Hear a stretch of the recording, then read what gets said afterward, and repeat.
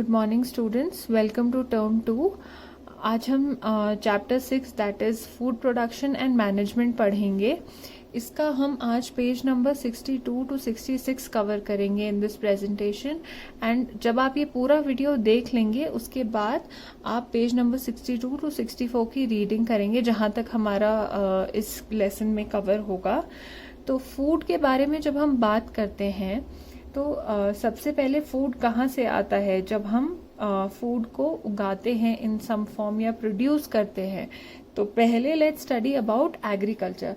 Agriculture क्या होता है? Study of science and art of production of plants and animals that are useful to man. मतलब उस चीज की साइंस एंड आर्ट की पढ़ाई जिससे कि प्रोडक्शन, मतलब कि कोई चीज को बनाना, in this case plants and animals, जो कि ह्यूमंस के काम आते हैं, उसको बोलते हैं एग्रीकल्चर। इट इज डिराइव्ड, मतलब कि वो एग्रीकल्चर जो वर्ड है वो बना होता है एगर एंड कल्चरा, ये दो वर्ड्स थे जिसका मीनिंग होता है फील्ड, मतलब कि अ पीस ऑफ लैंड, और कल्चरा मतलब होता है कल्टिवेशन, जिसका मतलब होता है farming. 70% of the population is directly और इनडायरेक्टली एंगेज्ड इन एग्रीकल्चर। इसका मतलब है जो हमारी पॉपुलेशन है उसमें से 70% जो लोग हैं वो डायरेक्टली, मतलब या तो सीधा सीधा फार्मिंग एंड एग्रीकल्चर में काम करते हैं या उससे रिलेटेड काम करते हैं, या इनडायरेक्टली उससे काम करते हैं। नेक्स्ट चीज is it provides us with food, clothing, shelter and requirements of daily life. मतलब कि खाना, कपड़ा और घर, और उसके अलावा जो भी हमारी डेली लाइफ की ज़रूरतें होती हैं वो हमें एग्रीकल्चर प्रोवाइड करता है इन सम और दी अदर वे। अब ह्यूमंस ने ये एकदम से नहीं सीखा है एग्रीकल्चर करना या फार्मिंग करना, या कैसे वेजिटेबल्स को उगाते हैं, कैसे फ्रूट्स को उगाते हैं। विद टाइम ह्यूमंस ने बहुत सारी अलग अलग चीज़ें सीखी जिसकी वजह से एग्रीकल्चर पॉसिबल हो पाया, जैसे कि फायर को कंट्रोल करना, हमने टूल्स बनाए, हमने घर बनाए। Then we realize if the humans realize that जो अर्ली मैन होता था उनको जब ठंड लगती थी, so they use to use animal skin as clothes, कपड़े के तरीके से वो एनिमल स्किन पहनते थे। Next point is for raising crops the following things are important. Crops मतलब क्या होता है? फसल। अगर हमें फसल उगानी है उसके लिए कुछ चीजें हैं, these things, these set of 5 points, these are very important. सबसे पहले fertility of soil. Fertility मतलब सॉइल या मिट्टी की कितनी कैपेसिटी है, क्या किस टाइप की वो फसल उगा सकते हैं, वो अच्छी हेल्दी उगा सकता है, उगाने के लायक है वो मिट्टी की नहीं। Next is lots of water. कोई भी फसल को उगाने के लिए, क्रॉप को उगाने के लिए बहुत सारा पानी की ज़रूरत पड़ती है। पानी के बिना ज़्यादातर क्रॉप्स नहीं जिंदा रह पाते। Next is improve techniques to produce high yields, मतलब अलग अलग तरीके अपनाना जिसकी वजह से high yields, that means more production of crop, ज़्यादा से ज़्यादा क्रॉप, ज़्यादा से ज़्यादा फसल उग पाए। Next is good quality of seeds. अगर हम अच्छे क्वालिटी ऑफ सीड्स यूज करते हैं तो बहुत अच्छी क्रॉप ऑटोमेटिकली होती है। And next is disease resistant seeds, मतलब ऐसे सीड्स जो कि जल्दी से, जिसमें अलग अलग टाइप के डिजीजेस ना फॉर्म हो उसके प्लांट्स में। तो these were the important points जिससे कि फसल उगाना, दैट इज रेजिंग क्रॉप्स, के लिए जरूरी होता है। Now we'll study about crop plants. Crop plants क्या होते हैं? These are plants grown in fields that are called crop plants और क्रॉप सिंपली। मतलब कि जो एक खेत में उगते हैं उनको बोलते हैं crop plants. Now staple food of Mankind, ये होते हैं स्टेपल फूड ऑफ मैनकाइंड, मतलब कि ज्यादातर जो हम खाना खाते हैं वो ये क्रॉप प्लांट से आते हैं, दैट मीन्स फील्ड से आते हैं। इसका एग्जाम्पल है rice, wheat, barley, jowar, bajra, pulses, sugarcane, oil seeds. Rice, गेहूं, barley, jowar, bajra is another type of crop plant. Pulses मतलब जो दालें होती हैं, शुगर केन मतलब कि जो गन्ना होता है, ऑयल सीड्स जैसे कि मस्टर्ड सीड्स होता है या पीनट्स होते हैं, ग्राउंड नट्स होता है, सनफ्लावर होता है, सेसमे यानी कि तिल होता है, जिनसे कि ऑयल निकाला जाता है, these are called as oil seeds. Next, India produces 150 million tons of rice, wheat and cereals yearly for more than 1,000 million people, which is a lot. मतलब हम बहुत सारा rice, wheat and cereals annual मतलब yearly basis पे produce करती है हमारी country to feed 1,000 million people. Next part of your textbook is about crops grown in Ladakh and J&K. Now, since ये बुक तब की बनी हुई है जब यूनियन टेरिटरी नहीं फॉर्म हुई थी and Ladakh was a part of the state of Jammu and Kashmir, तो मोस्टली इसमें जो चीज़ें कवर हुई हैं वो कश्मीर एंड जम्मू के रीजन्स हुए हैं. ऑल्सो बिकॉज वहाँ की जो सॉइल होती है वो ज़्यादा फर्टाइल होती है, ज़्यादा तरीकों के फ्रूट्स एंड वेजिटेबल्स प्रोड्यूस हो सकते हैं वहाँ पे as compare to Ladakh. So we will have to go through that first. अब यहाँ पे मैंने उसको एक टेबल के फॉर्म में कर दिया है. फर्स्ट में है टाइप ऑफ क्रॉप, सेकेंड में उस क्रॉप की फोटो, after that places where it's grown, कौन सी जगहों पे वो ग्रो होता है. Next is some information about that crop. तो फर्स्ट राइस मतलब कि चावल जो हम खाते हैं, तो हमने घर पे तो एक अलग फॉर्म में देखा होता है जो कि फाइनल प्रोड्यूस हमारे पास आता है. When it's in the plant form it looks something like this. Now places that are grown, इन सब जगहों में वो ग्रो होता है. You can read this. These are mostly parts of Jammu and Kashmir only and not Ladakh. Next one is wheat, जिसको बोलते हैं कि गेहूं से आटा बनता है एंड गेहूं खेतों में इस तरीके से उगता है. So this is found in Ladakh as well and these are the various parts of Jammu and Kashmir जिसमें कि वीट ग्रो होता है. It is the staple food of Jammu, मतलब कि ज़्यादातर लोग वहाँ के गेहूं कंज्यूम करते हैं, खाते हैं in the form of atta roti. And it is cultivated in Ladakh में 7,000 एकर्स ऑफ लैंड यूज करते हैं वीट के कल्टिवेशन के लिए, मतलब कि प्रोडक्शन ऑफ वीट के लिए इतना सारा लैंड होता है. सिमिलरली जम्मू एंड कश्मीर में this is the amount of land that is use to produce wheat. Next is maize. Maize होती है मक्की का. Makki is made from corn. Ladakh में ये प्रोड्यूस नहीं होता है, but these are other regions of Jammu and Kashmir जहाँ पे ये प्रोड्यूस होता है. अपार्ट फ्रॉम दैट इसमें रेनफॉल की काफ़ी ज़रूरत होती है, which is probably the main reason जिसकी वजह से लद्दाख में नहीं होता है. रेनफॉल अप्रोप्रिएट हो तभी मक्की उग सकता है, दैट इज मेज उग सकता है. So area of cultivation Jammu का इतना acres of land, that's a lot. And Kashmir का भी बहुत ज़्यादा एकर्स ऑफ लैंड यूज होता है फॉर ग्रोइंग मेज. Next is barley. Barley also looks something like wheat only in its form, crop form. ये लद्दाख में भी ग्रो होता है. इसके अलावा there are regions of Jammu and Kashmir जहाँ पे ये ग्रो करता है. लद्दाख में इसकी एक थोड़ी डिफरेंट वैरायटी जिसको कि ग्रिम बोलते हैं, बाकी रेस्ट ऑफ द इंडिया में थोड़ा अलग टाइप का बार्ले ग्रो होता है. इसके अलावा जवार एंड बाजरा जम्मू के रीजन्स में प्रोड्यूस होता है. This is how the crops of the first one is jowar and the second one is bajra. So this is grown mostly in Jammu reason.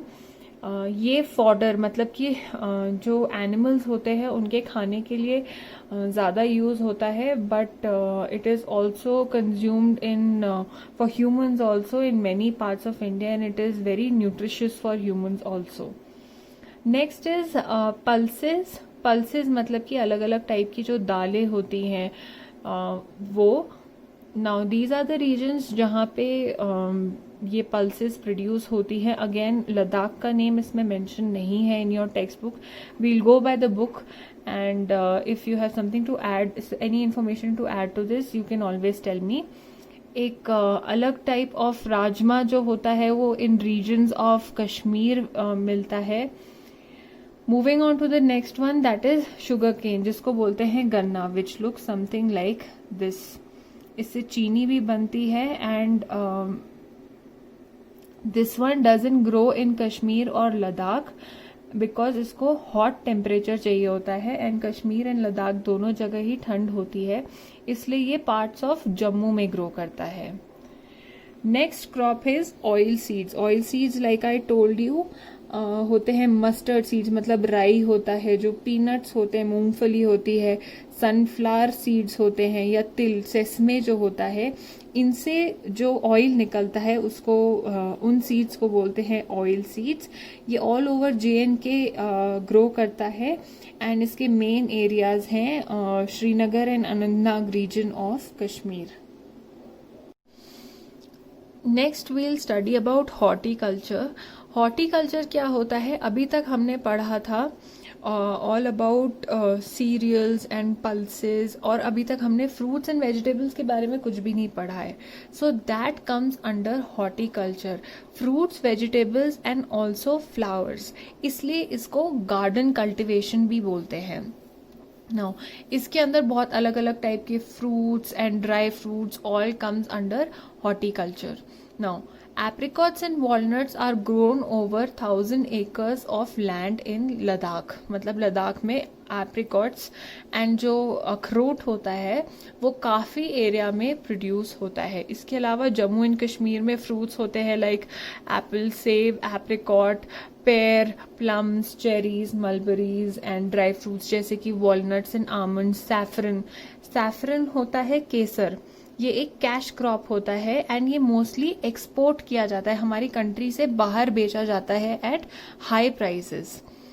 Fruits from JNK and Ladakh are exported, मतलब कि जो fruits उगते हैं JNK and Ladakh में वो ज़्यादातर export किए जाते हैं to different countries other than India, वो सेल करते हैं। एंड ये इस state of JNK and now union territory and Ladakh में मिला के 50 करोड़ रुपीस का बिजनेस है।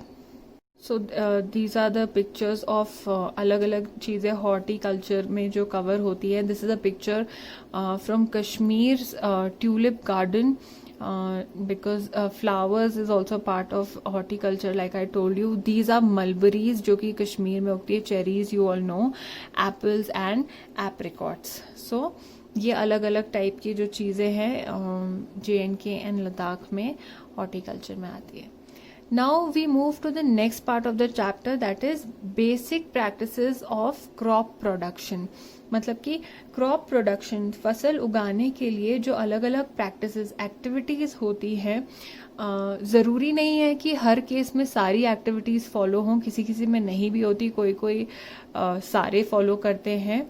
सो देर आर अबाउट 13 प्रैक्टिसेस, इसमें से हम अबाउट 5 प्रैक्टिसेस आज के लेसन में कवर करेंगे। So let's move ahead. सबसे पहले कोई भी क्रॉप को उगाने के लिए राइट काइंड ऑफ सॉइल, मतलब कि अच्छी मिट्टी का होना बहुत ज़रूरी है। अच्छी मिट्टी के लिए क्या क्या चीज़ें हैं, let's read.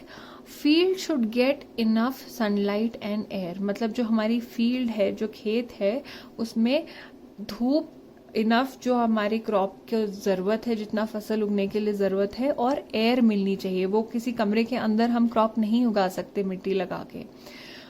Field must be protected from cattle and trespassers who may destroy the crops, मतलब कि वो प्रोटेक्टेड होनी चाहिए। आपने देखा होगा कैसे लोग अपने जो खेत होता है उसके आसपास एक फेंस जैसी लगा देते हैं ताकि उसमें गाय क्रॉप्स को खाए नहीं, या कोई अनजान इंसान आके उसको डिस्ट्रॉय नहीं करे, खराब नहीं करे उन क्रॉप्स को। So similarly it's mentioned here, Next, soil must be turned before sowing seeds so roots can penetrate. ये आपने देखा भी होगा, कोई भी फसल या प्लांट्स को उगाने से पहले सॉइल को टर्न करते हैं एक टूल से, खुरपी से हम उसकी गुड़ाई करते हैं। तो ये क्यों करते हैं? ताकि जो हम सीड्स लगाते हैं उनकी रूट्स इजीली सॉइल के अंदर चले जाए। अगर गुड़ाई नहीं करेंगे तो वो नीचे नहीं जा पाएगी, क्योंकि सॉइल मतलब मिट्टी बहुत हार्ड होती है, तो इसलिए ये टर्निंग बहुत ज़रूरी होती है। Next is right amount of water must be provided. मतलब ना ज़्यादा पानी ना कम पानी, जितना एग्जैक्टली एक क्रॉप को उगने के लिए पानी की ज़रूरत होती है, फार्मर्स को विद टाइम सब ये नॉलेज होती है, वो प्रोवाइड करना चाहिए। Next, soil should contain the nutrients required by plants. Like we all know, roots के through सारे nutrients जो भी important nutrients होते हैं वो plants को मिलते हैं, तो वो soil की वो quality present होनी चाहिए for good production. Next, unwanted plants or weeds should be removed so that the main crops absorb nutrients. जैसे कि आपने कई बार देखा होगा, जब हम कुछ उगाते हैं तो उसके साइड में अगर छोटी छोटी घास आती है तो उसको निकाल देते हैं। वो क्यों निकालते हैं? इसलिए क्योंकि जो सॉइल में न्यूट्रिएंट्स है वो घास भी ले लेगी और जो हम मेन क्रॉप उगाने की कोशिश कर रहे हैं उसको नहीं मिल पाएगा। So this is the reason हम ये अनवांटेड प्लांट्स या जाने की जो हमें नहीं चाहिए, या वीड्स जो जंगली उग जाते हैं वो हमें नहीं चाहिए, उनको रिमूव कर देते हैं, सो दैट सारी जो न्यूट्रिशन है हमारे मेन फसल को मिल पाए। Next, continuous cultivation on one piece of land reduces its fertility. एक ही खेत में अगर हम बार बार क्रॉप्स फसल उगाते रहें तो उस सॉइल में जो न्यूट्रिशन प्रेजेंट होता है वो धीरे धीरे चला जाता है। इस रीजन से कभी कभी खेतों को ब्रेक देते हैं या उसकी मैन्योरिंग करते हैं। So various steps are followed ताकि उसका न्यूट्रिशन बना रहे। Next is selection of seeds. कैसा टाइप का हम सीड सिलेक्ट करते हैं वो भी बहुत ज़रूरी है प्रोडक्शन ऑफ क्रॉप के लिए। It must be free from diseases and resistant, मतलब उसमें कोई डिजीज़ नहीं होना चाहिए कि प्लांट बड़ा होके उसमें कोई डिजीज प्लांट हो या उगे ही नहीं वो सीड प्रॉपर प्लांट के फॉर्म में। ये अच्छे वाले सीड्स हेल्दी प्लांट से ज़्यादातर ऑब्टेन किए जाते हैं, मतलब हम ले सकते हैं। Next, must be viable for germination, मतलब कि जर्मिनेशन ऑफ सीड्स प्रॉपर होना चाहिए, तभी हमारा जो क्रॉप है वो ढंग से कल्टिवेट हो सकता है। Next, good quality seeds can be had from natural seed cooperation. ये एक ऑर्गेनाइजेशन है जिससे कि अच्छी क्वालिटी ऑफ सीड बीज मिल सकता है। नेक्स्ट स्टेप होता है सोइंग। सोइंग मतलब बीज बोना। अब बीज बोने के भी दो मेथड फॉलो होते हैं। फर्स्ट होता है ब्रॉडकास्टिंग, जहाँ पे like you can see in this picture ऐसे ही हाथ से सीड्स हम फील्ड में फैला देते हैं। और दूसरा होता है इसी सेम प्रोसीजर के लिए कभी कभी एक मशीन जिसको कि एक ब्रॉडकास्टर बोलते हैं, it is something like this, ये यूज किया जाता है जिससे कि स्कैटर हो जाते हैं सीड। इसके अलावा जो सेकेंड मेथड है वो एक सीड ड्रिल होता है, जिसमें कि यहाँ सीड रखे हुए होते हैं और यहाँ से इस वाले स्टिक से ये पुल करते हैं एंड वो इजीली नीचे से यहाँ से प्लाव होके, मतलब इन व्हील से गुड़ाई होके सीड्स पूरे फील्ड में हम धीरे धीरे फैला सकते हैं।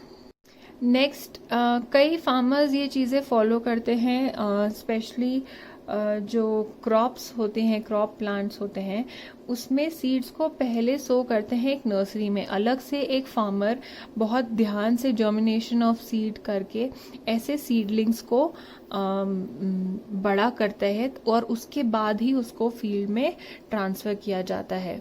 सो this is called as raising seedlings in a nursery. Next is transplanting. एक बार ही जब हमारा सीडलिंग एक सीड से इस फॉर्म में आ जाता है नर्सरी में, उसके बाद उसको नॉर्मली फील्ड में जाके प्लांट कर देते हैं। इससे क्या होता है, जो रूट्स होती हैं उसकी स्ट्रॉन्ग इनफ हो जाती हैं कि ऑलरेडी प्लाव या गुड़ाई किया हुआ जो फील्ड होता है उसमें रूट्स इजीली सॉइल में डेवलप हो जाती हैं, और जो ऊपर वाला पार्ट होता है प्लांट का, that is the shoot part, वो भी अच्छे से डेवलप हो पाता है। ये प्लांट वापस डालने से पहले ये मिट्टी आपने इफ यू नोटिस ये लूज है, मतलब इसको अच्छे से उन्होंने टर्न किया होता है, प्लाव किया होता है और मैन्योर दिया हुआ होता है। मैन्योर मतलब खाद। स्टूडेंट्स, हमने फर्स्ट 5 प्रैक्टिसेस कवर कर ली हैं। In the next class we'll go ahead. Please make sure आप पूरा वीडियो देखें and leave a comment in the end. And chapter की रीडिंग यहाँ तक की 5 दैट इज़ ट्रांसप्लांटिंग तक प्लीज़ करिएगा एट होम। Thank you.